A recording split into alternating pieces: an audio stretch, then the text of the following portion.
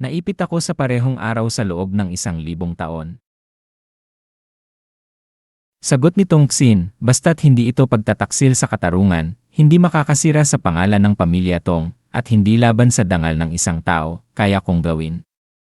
Naisip ni Wu Chen, sabi nila si Tongsin ang may pinakamalaking tsansa na mamuno sa negosyo ng pamilya. Sa itsura niya ngayon, may personal na karisma nga siya. Kung ganoon, tulungan natin siya, palapitin ang pamilya Tong sa atin, at gamitin sila laban sa pamilya, masabi ni Wu Chen. Sige. Tutulungan kita sa bagay na ito. Tungkol naman sa kabayaran, wala pa akong naiisip, pero sasabihin ko sa iyo pag naisip ko na. Sagot ni Tongsin, salamat po. Huwag po kayong mag-alala, tutuparin ko ang aking pangako. Sa kulungang baybay ng Donghai, unang espesyal na silid ng pagkontrol, sabi ni Wu Chen, hindi ba't nakakairita ang tanikala? 47, habang suot mo iyan, para ka lang asong gumagapang. Sagot ni 47, napunta ako sa ganito dahil sa'yo. Ano pa bang gusto mo? Sabi ni Wu Chen, espesyal ang trato sa'yo dahil sa dami ng pulis na pinatay mo.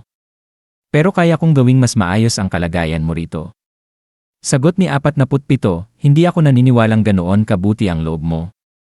Sabi ni Wu Chen, kailangan ko lang ng impormasyon mula sa'yo tungkol sa dating kakampi mo, si propagandistang 69. Sagot ni 47, ibebenta ang kakampi ko. Akala mo ba ganoon kababa ang tingin ko sa sarili ko? Basura ako, pero hindi ako ganoon kababa. Sabi ni Wu Chen, para sa akin, halos lahat sa mundong ito ay maaaring ipagpalit, basta tama ang kapalit. Kaya ulitin ko, kung palalayasin ko si Senior Police Officer Robert Leto ng New York, ibibigay mo ba sa akin ang impormasyon tungkol kay 69?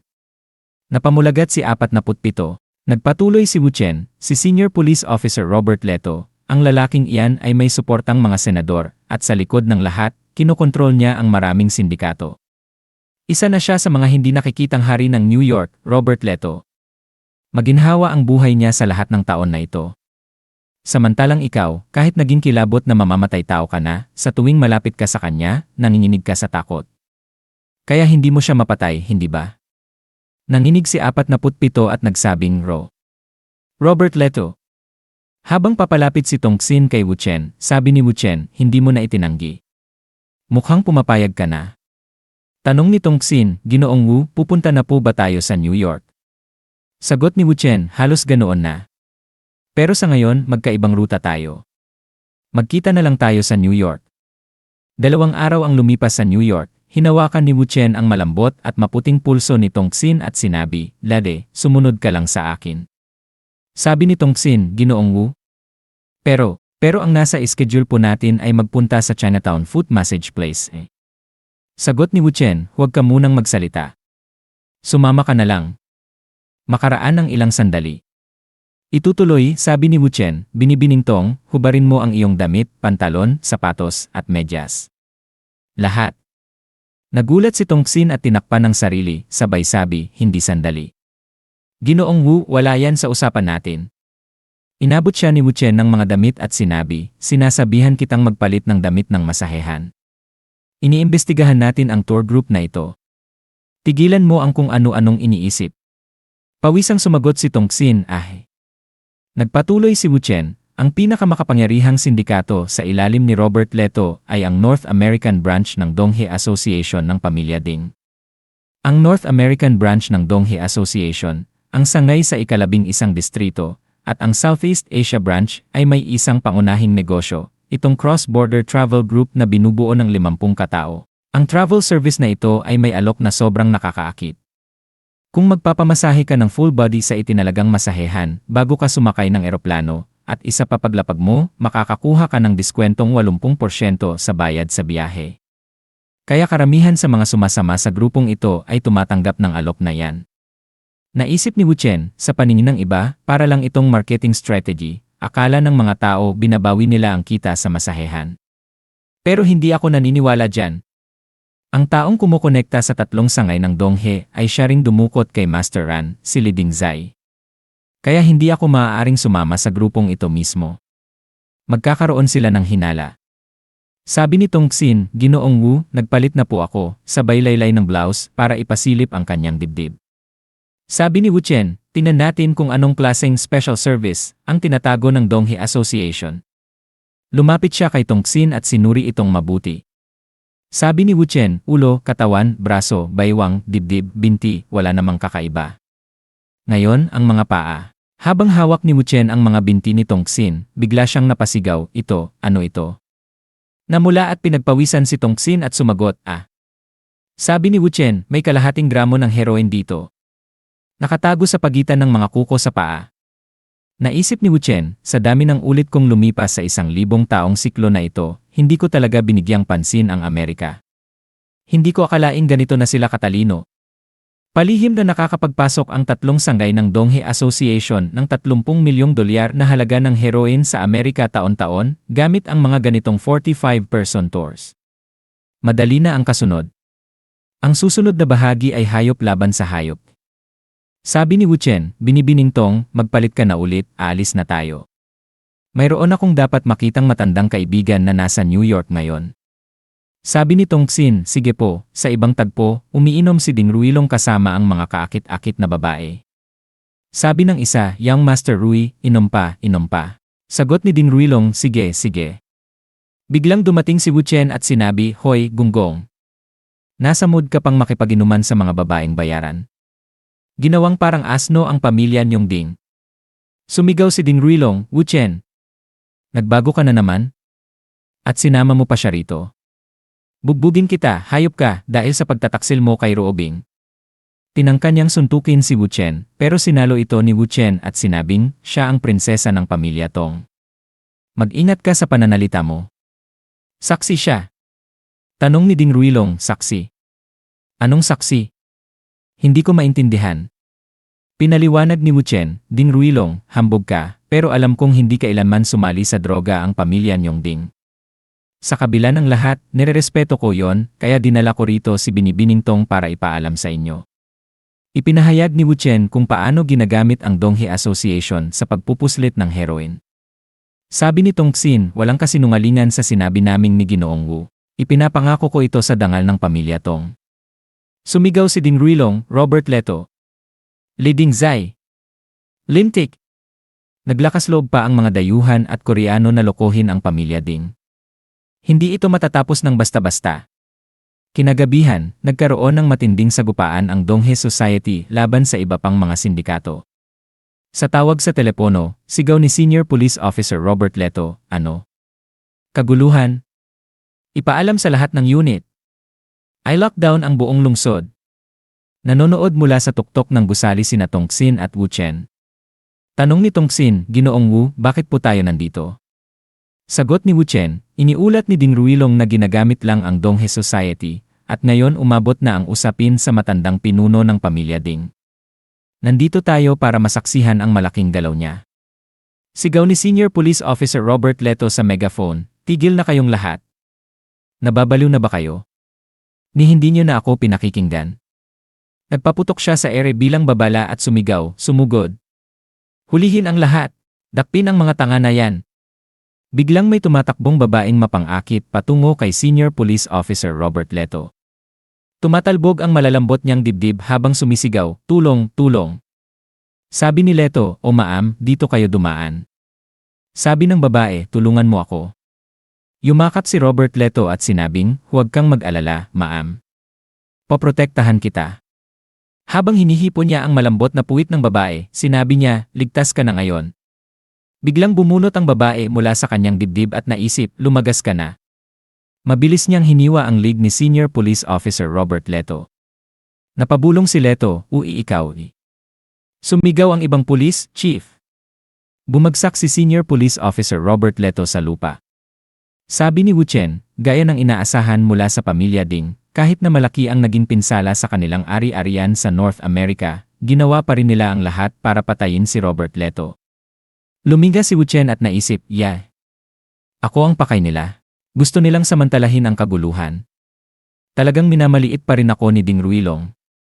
Mukhang nakalimutan na niya ang aral noong nakaraan. Itinutok ni Wu Chen ang kanyang baril sa mga lalaking nasa likod niya at naisip, teka lang. Kung gagalaw ako ngayon, parang isinangkot ko na rin ang pamilya Lee sa kaguluhan na ito. Maaapektuhan sila. Gagamitin iyon ng matandang Ding para lusubin ang pamilya Li. Hindi ako dapat malaglag sa bitag na ito. Sabi ni Wu Chen sa kanila, Hoy, Ding Ruilong, baka madamay si Binibining Tong sa gulo. Paano kung makipagkasunduan tayo? Sumagot si Ding Ruilong sa radyo, humihingi ka ng awa. CJ, lumapit ka rito, lumuhod sa harap ng kamera, at tawagin mo akong tatay. Saka lang kita palalampasin. Sagot ni Wu Chen, nagiinom ka riyan sa North America, pusong sugatan, hindi ba? Alam mo ang kakayahan ko. Paano kung tulungan kita sa pagkakataong ito? Umungol si Ding Ruilong, lintik, alam mo ang kalagayan ko. Dalhin niyo si Wu rito. Ilang sandali pa, sabi ni Ding Ruilong, ano pa ang alam mo? Magsalita ka. Sabi ni Wu Chen, kaunti lang ang narinig ko tungkol sa problema ng pamilya Ding sa North America. Pero bakit hindi mo na lang ikwento sa akin ng buo? Sumigaw si Ding Ruilong, aso ka ba? Minamatyagan mo ba ako buong araw? Sagot ni Wu Chen, una, isa akong tagapagkalat ng impormasyon. Pangalawa, wala akong interes sa'yo at wala rin akong oras para manmanan ka. Sabi ni Ding Ruilong, wala kang interes, pero heto ka, tumutulong pa sa akin. Ile! Sa tingin mo ba maniniwala ako dyan? Sagot ni Wu Chen, ginagawa ko ito para kay Binibining Tong. Kapag may nangyaring masama sa kanya, madaragdagan ng isa pa ang kaaway ng pamilya Ding. Sa kasalukuyang sitwasyon, ayaw mong mangyari yan, hindi ba? At ayaw ko rin madamay ang pamilya Li. Kung magkasundo tayo, parehong panig ay panalo. Hindi ba ganoon din ang iniisip mo? Sabi ni Ding Ruilong, kahit na ayaw ko, inaamin kong tama ang pagsusuri mo. Alam mo ang Tom Brothers Enterprises, di ba? Sinuportahan sila ng Italian Dragon Gang. Dati, wala silang panama sa Donghae Society. Pero nitong mga nakaraang taon, inagaw nila ang ilan sa mga tao namin, naghasik ng kaguluhan. Nilalayon nilang palitan kami. Sabi ni Wu Chen, kaya pala nasamantala ni Robert Leto at Li Dingzai ang sitwasyon. Sino ang target nila ngayon? Sagot ni Ding Ruilong, yung babaeng si Wang Hongmei, na promote ngayong taon. Siya ang contact para sa mga internal at external affairs. Ni hindi ko alam kung gaano pa siya magtatagal. Nabubuwisit na ako. Kinuha ni Wu Chen ang litrato at sinabi, ipaubaya mo sa akin. Pero tandaan mo, ang tanging dahilan kung bakit ko ito ginagawa ay para kay Binibining Tong. Pagkatapos nito, balik sa normal ang relasyon natin. Naiintindihan? Umismid sa Ding Ruilong, Dene. Sa totoo lang, dapat may bali akong braso o binti mo ngayon. Pero dahil nagmakaawa ka, binibigyan kita ng pagkakataon. At kahit ayoko, pumapayag ako na subukan mo. Ilang sandali pa sa labas. Sabi ni Wu Chen, patay na si Robert Leto. Pwede na tayong magpalitan ng impormasyon kay 47 anumang oras. Pero dahil sa sitwasyon, magkakaroon ng 2 araw na delay. Sabi ni Tongsin, naiintindihan ko. Ginoong Wu, saan po kayo susunod na pupunta? Sagot ni Wu Chen, pupunta ako para imbestigahan ang Tom Brothers Enterprises, lalo na ang kanilang pang-agaw ng tao. Sabi ni Tongsin, Ginoong Wu, hawig ko po si Binibining Wang, di ba? Paano kung ako ang magkunwaring siya? Sabi ni Wu Chen, papasukin sa panganib si Binibining Tong. Pinutol ni Tongsin, Ginoong Wu, pakiusap, magtiwala kayo sa akin. Kaya ko ito. Kinagabihan. Naglagay ng pulang lipstick si Tongsin at sinabi, Ginoong Wu, hawig ko po ba ng 70% si Binibining Wang? Sagot ni Wu Chen, bukas sa pulong, hanggat maaari, huwag kang magsasalita. Hayaan mo lang silang magpakitang gilas. Habang nagsusuot si Tongsin ng kulay asul na contact lens, sinabi niya, Yenen. Kinabukasan, sabi ng isang lalaki kay Tongsin na nakabihis, Binibining Wang, anuman ang makita mo o maramdaman mo mamaya, huwag kang mabibigla. Ang mararanasan mo ay base-level treatment lang ng kumpanya namin. Binibining Wang, kapag sumali ka sa kumpanya namin, lahat ng mga aliping ito ay magiging sayo. Pwede mong utusan sila kahit anong gusto mo. Kontrolado mo ang buong buhay nila, pati ang kanilang kamatayan. Kinabahan si Tongsin habang lumilinga sa paligid. Dagdag ng lalaki, tungkol naman sa iyong sahod, kung magkano ang kinikita mo sa Donghae Society, dodoblehin namin dito. Pagkatapos ay sumigaw ang isang lalaki sa mga babae, kayong 4, hubarin ang lahat ng damit. Wala kayong ititira kahit isa. Napakasunurin. Napakabubuting alipin. Ang pakiramdam na ito hindi ka panipaniwala. Ang ganda, hahaha. Sabi ng lalaking nakasuot ng pula kay Tongsin, ngayon magpatuloy tayo. Tungkol sa trabaho, maaaring nasa plantasyon sa South America o kaya'y sa bangkang pangisda sa Antarctica ang lokasyon. Kagaya lang din ang dati mong gawain sa Donghae Society, pamumuno sa isang grupo. Binibining Wang, may iba ka pa bang tanong? Kung kontento ka na, maaari na nating pirmahan ang kontrata ngayon. Dumating si Wu Chen at sinabi, hindi niya kailangang malaman pa. At hindi siya pipirma ng anumang kontrata sa inyo. Dobling sahod, pagiging makapangyarihan, nakakatukso talaga. Isang bagay na halos walang sinumang tao ang makakatanggi. Namangha ang lalaking nakapula at naguluhan habang sinasabi, ikaw sino ka? Paano ka nakapasok dito? Ngumiti si Tongsin at naisip sa sarili, Ginoong Wu, inalis ni Wu Chen ang sombrero ng lalaking nakapula at sinabi, ikaw si Harry Diego, ang pangalawang pinuno ng Razor Gang na winasak 10 taon na ang nakalilipas. Pumatay ka at nagkunwaring si Tom Hurd para makapasok sa Tom Brothers Enterprises. Paano kung puntahan natin si Tom Brady sa opisina ng presidente at pag-usapan ang plano mong muling buhayin ang Razor Gang? Sumagot si Harry Diego, sino ka ba talaga?